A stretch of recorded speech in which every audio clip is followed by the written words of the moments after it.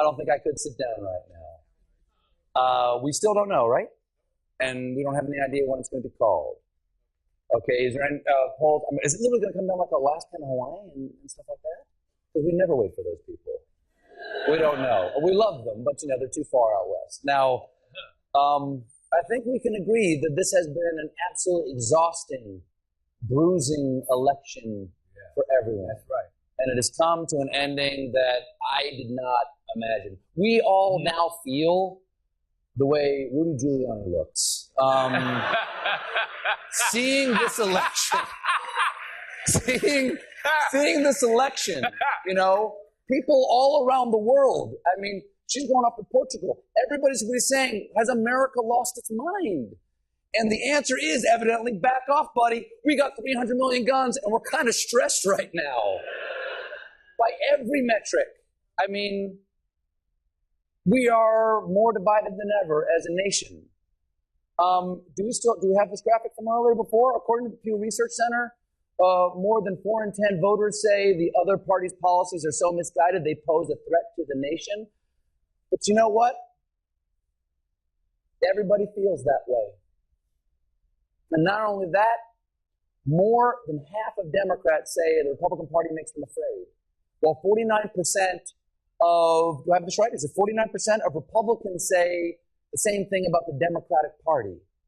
So both sides are terrified of the other side. And I think that's why the voting booth has a curtain, so you have someplace to hide after the election's over. So how did our politics get so poisonous? I think it's because we overdosed, especially this year. We drank too much of the poison. You take a little bit of it so you can hate the other side. And it tastes kind of good. And you like how it feels. And there's a gentle high to the condemnation, right? And you know you're right, right? You know you're right. When I was a kid, we didn't think about politics this much. A lot, but not this much. I grew up in Watergate. That was my first president was Nixon. Wow. I'd come home from school. Couldn't watch the Beverly Hillbillies because there was Senator Sam Ervin with big eyebrows talking about crimes committed in the White House. That was a great dividing moment, I think, in American politics. That's the moment where we all stopped trusting each other.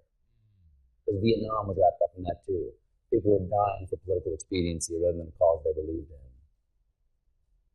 But as a kid, even with all that, we didn't talk about politics as much. We stuck with safe subjects. Like, back then it was like, you talk about religion at the dinner table, trying to guess which family member was gay, back when it mattered, Politics used to be something we thought about every 4 years, maybe 2 years if you didn't have a lot of social life, you cared about the midterm elections. And that's good that we didn't think about it that much because it left room in our lives for other things and for other people. I'm from a big family. Jimmy, Eddie, Mary, Billy, Margot, Tommy, Jay, Peter, Paul, and Stephen.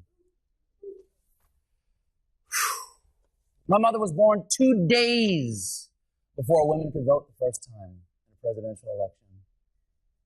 And again, we don't know what's going to happen, but I was thinking this was going to be the time that she got what she wanted. She told me at age 92, short before she died, I think I would vote for Hillary this time. It's time. She only voted for one Democrat in her entire life. That was Kennedy.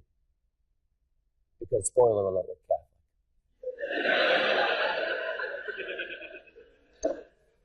Politics is a lot of horse race, and horse race is gambling. And gambling is, according to the Bible, a sin.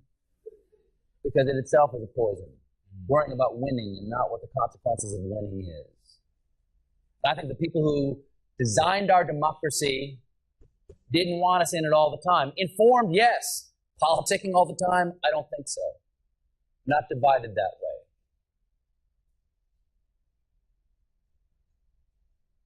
They designed an election that was meant to confuse us and bore us a little bit. That's why the Electoral College exists and C-SPAN.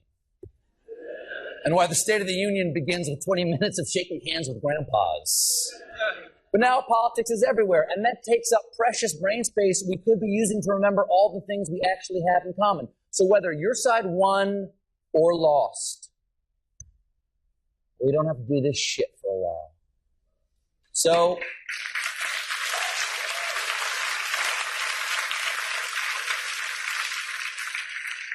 keep your American flag up, but you can take off your American flag hat. You can put away your I voted stickers. You can get back to your life.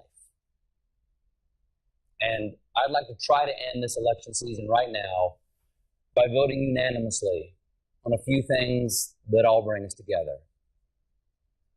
And fair warning, some of these are silly. But in the face of something that might strike you as horrible, I think laughter is the best medicine. You cannot laugh and be afraid at the same time. And the devil cannot stand mockery. So here's some things Americans don't fight about. Here's one thing Americans can all agree on. When you agree on something, do you shout yes?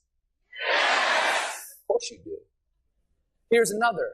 No matter where you stand on Hillary's private server, every American agrees work email sucks. Yes. Also, no matter what your age, race, or political party, every American would agree that Kit Kats should be eaten in segments, not bitten into like a normal candy bar, you animal.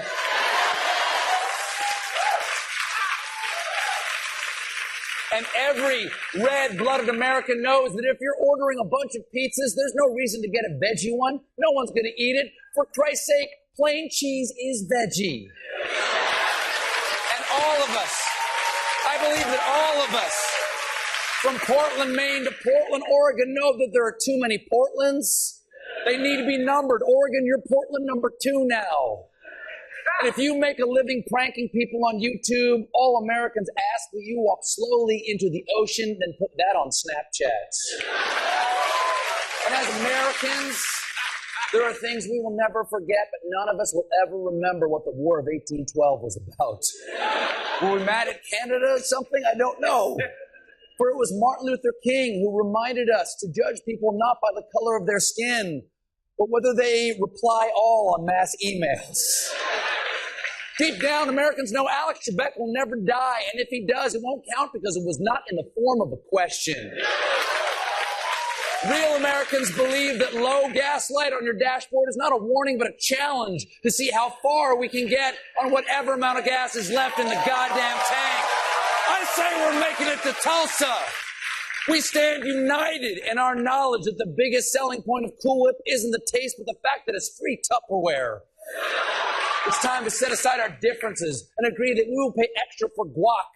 It's nice to get a real card in the mail once in a while, and the first person to get up for seconds at a wedding buffet is a goddamn hero. And above all, everybody up! Everybody up! My country, 'tis of thee. My country, 'tis of thee.